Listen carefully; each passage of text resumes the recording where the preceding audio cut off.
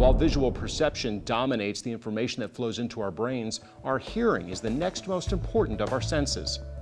As we get older, changes in our inner ear can cause a slow and steady hearing loss. The loss could be mild or severe, but it's always permanent. Mindy Pollitt, a member of the Lake ENT Audiology team, explains the different types of hearing loss.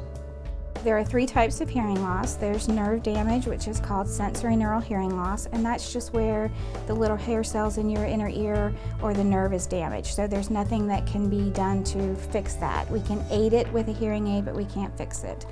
There's conductive hearing loss, which is something medically is going on in the middle ear that's not letting the signal pass through to get to the hearing nerve. So sometimes that can be treated medically, whether it's fluid or infection, or even if the bones of the middle ear are not working, there's surgeries that can be done to fix that.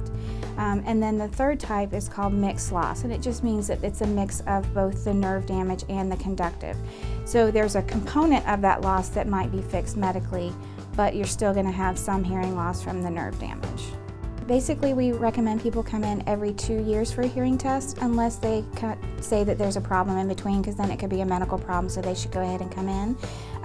A hearing test consists of 3 components. There's air conduction, which is through headphones or insert headphones, speech testing, where we have them repeat words back to us, and bone conduction, which actually stimulates the hearing nerve. So all 3 of those components are required by law so that we can tell what type of hearing loss you have.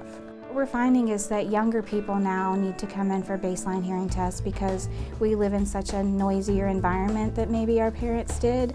The music, just their jobs, there's just a lot more noise involved. So we're finding younger people. It used to be, 60, 65, but 50, if you're 50, 55 and you feel like you're starting to struggle, you should come in and let us test you so we can have a comparison. So if you feel like it's changed, we know what type of change there's been. A lot of times it's a family member that sends the patient in, but if the patient's, honest with themselves, they'll notice that when they're in a group setting, they start to not include themselves in the conversations because they're not quite hearing everything and they don't want to be embarrassed by answering incorrectly.